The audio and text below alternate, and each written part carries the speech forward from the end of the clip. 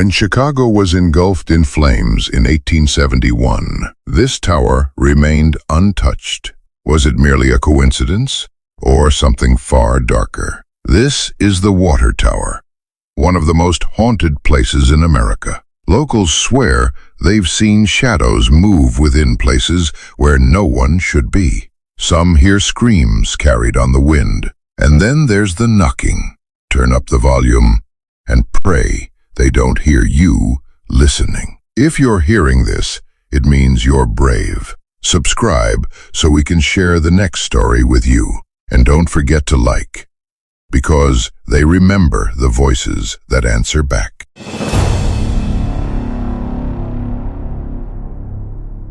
The Chicago Water Tower loomed over Michigan Avenue, its pale limestone walls standing defiant against time. It was one of the few structures to survive the Great Chicago Fire of 1871. But some say the fire left behind more than just scorched memories. Tourists snapped photos by day, unaware of the tower's dark secret. But at night, when the crowds vanished and the streetlights flickered, the whispers began. Local tour guide Jake Reynolds had heard the stories. Shadowy figures seen through the tower's narrow windows, the sound of desperate knocking from inside its sealed doors. He dismissed them as urban legends until the night he stayed late. It started with a cold draft, even though the air was still. Then faint sobbing echoed from the tower's upper level. Jake shone his flashlight upward and froze. A woman in a tattered 19th century dress stood in the window, her hollow eyes locked onto his. Before he could react, she vanished. Then the knocking started, like fists pounding against the walls from within. Jake stumbled back as the tower's door, long since locked, creaked open on its own. A gust of heat rushed out, carrying the stench of smoke. Jake Reynolds tried to forget what he saw that night. But Chicago has a way of pulling people back into its haunted history.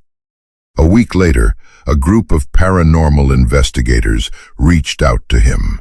They had picked up eerie EVP recordings near the water tower. Voices screaming, "Fire," and a child's whisper pleading, "Help us." They wanted Jake to lead their midnight tour. He almost refused until he saw the photo they took. There, in the upper window, was not just the woman in white, but dozens of pale faces pressed against the glass, their mouths open in silent screams. That night, under the glow of a full moon, Jake and the team set up their equipment.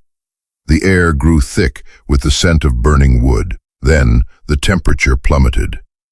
"Do you hear that?" one investigator whispered. A low rumble built in the distance, not traffic, but something older. The next morning, the cameras were found melted, as if exposed to extreme heat. And Jake, he swears he still hears the whispers when he passes the tower, and that every October, the ghostly flames return. Jake Reynolds should have walked away. But Chicago's ghosts don't let go that easily. A year after the incident, a documentary crew arrived, hell-bent on proving the water tower's hauntings were real. They'd gotten permission somehow to go inside, and they wanted Jake to join them. The moment the rusted lock clicked open, the air turned thick with the stench of wet ash. The crew's flashlights cut through the dust, revealing scorch marks that hadn't been there before, blackened streaks crawling up the stairs like desperate fingers. Then the whispers started. Not just one voice, but dozens, murmurs of, "Run," and "It's here." The sound of children crying echoed from the empty upper chamber.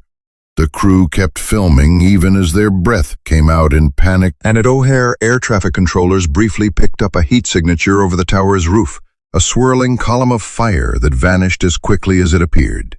Amomunga. The city issued a statement about historic preservation efforts. But the urban explorers who've tried to sneak in, they all tell the same story. Cinquezana Jake Reynolds wasn't the first. He wasn't even the 10th. Evo Muerte.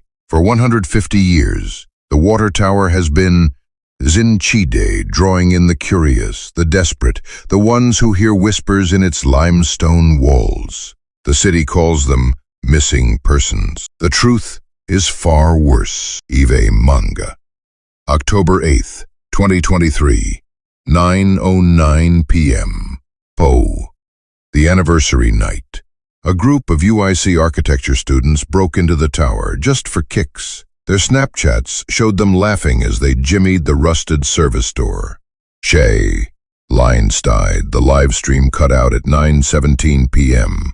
Right as Maria Esposito screamed, "Oh God, the walls are tite." Shay. Drates. The police found their phones stacked neatly inside the tower's dry pump shaft. Aubry. Every device showed the same final frame, a blur of something moving in the mortar between stones. Not rats, not insects, but fingers pushing through, like the building itself was digesting them. Seni Munga. Fire Commissioner O'Malley, whose great-great-grandfather died in the 71 blaze, ordered the tower demolished the next morning. Base. The wrecking ball swung at noon and bounced off like it had hit rubber. Trend. Shay. Preet. Workers swore the limestone growled. Bo. Jayati. Boz. Frangs. That night, security footage from the Chicago Avenue Starbucks shows the tower's shadow stretching unnaturally down Michigan Avenue at 3:17 a.m., not east toward the lake as it should, but west, reaching hungrily toward the Loop's sleeping towers. Kaint. And in Graceland Cemetery, the graves of known fire victims began steaming. Kite. Sabi. We are the flame. Was found spray-painted across the Thompson Center in what forensics confirmed was human ash. Chake. Drawing lined. Someone matching his description was seen boarding a southbound Red Line train at Harrison, his burned hands pressed against the window as he whispered, "Pleat. Kite. It's not a tower. It's a throat." Sinde.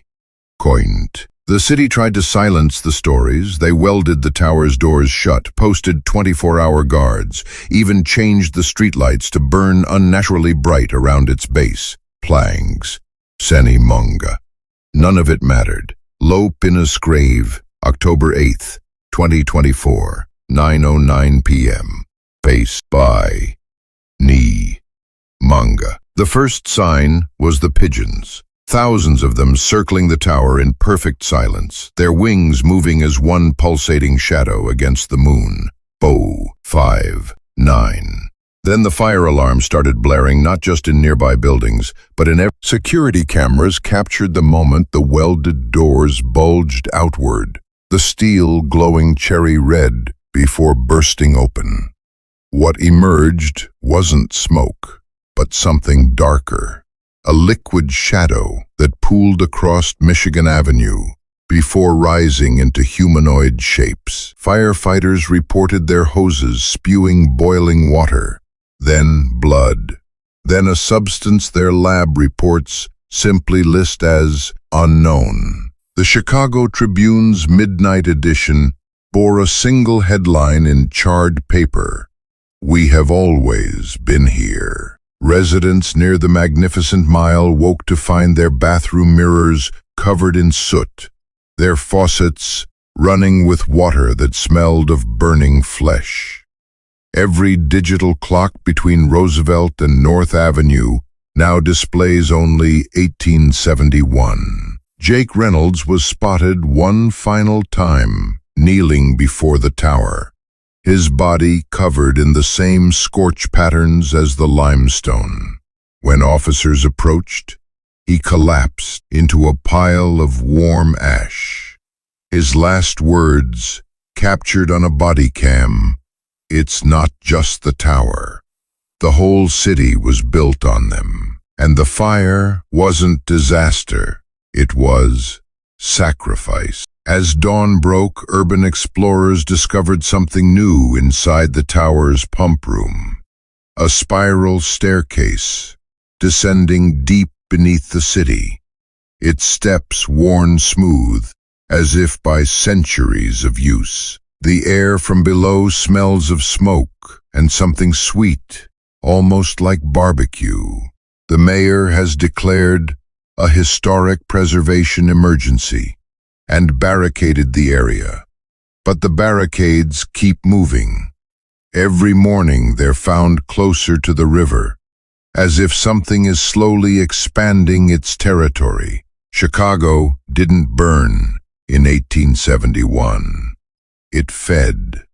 The truth was there all along, in the way the water tower stood untouched while the city crumbled around it, in the way the Chicago River flows backward against nature's design, in the way our streets form ancient sigils when viewed from above. October 8, 2025, 9:09 p.m. The tower's limestone split open like overripe fruit, revealing pulsating black veins beneath. The Chicago Police Department's final transmission reported the sidewalks are breathing before dissolving into screams. At Millennium Park, the beam reflected not the skyline, but a vast, burning city that wasn't Chicago. Not exactly. The air smells of copper and birthday cakes, left too long in the oven. The shadow is spreading. It moves through the water pipes first, then the L-tracks, then your dreams. Those who've looked directly at it report the water tower was never a water tower. The Great Chicago Fire was never an accident. The renovation crews working overnight aren't human. Your memories of this city are not your own. Avoid reflective surfaces after dark. Do not drink unfiltered water. If you hear 3 knocks, do not answer. Burn sage if you must, but know it laughs at fire. They're rewriting the city around us. The new Chicago will be hungrier. If you're hearing this, you're already part of it. The tower won. The city never belonged to us. Maybe it never did. A wet, rattling breath, distant screams echo, some human, some not. They're in the water now, in the streets, in the bones of the buildings.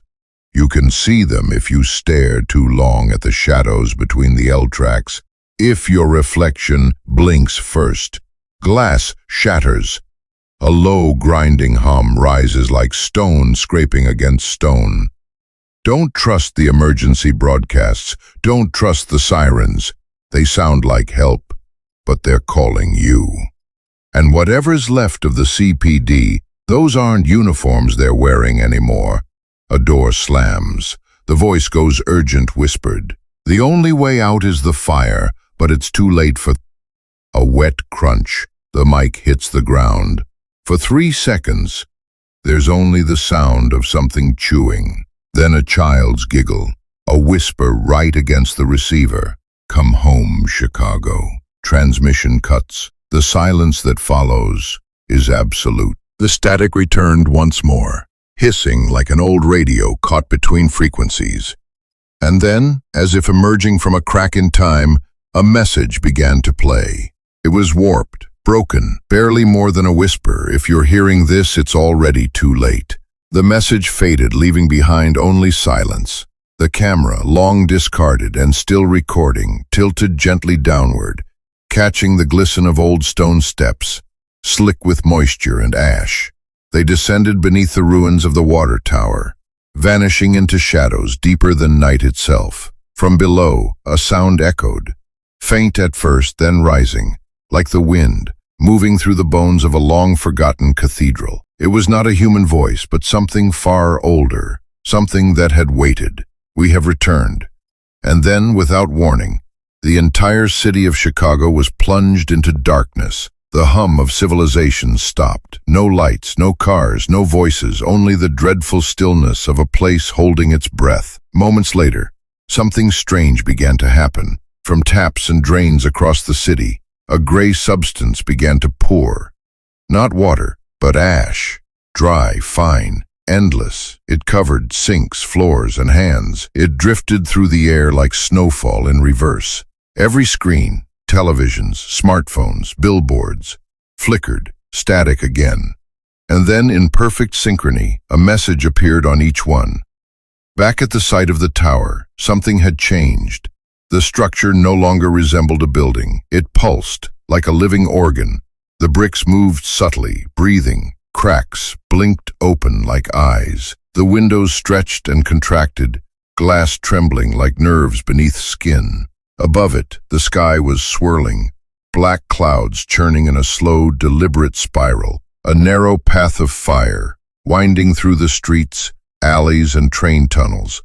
Not chaotic, but purposeful, like veins awakening, and beneath it all, a heartbeat began to throb. Not mechanical, not human, something else. Then, silence, true and utter silence. And in that silence, a whisper. Chicago is awake now, and it's hungry.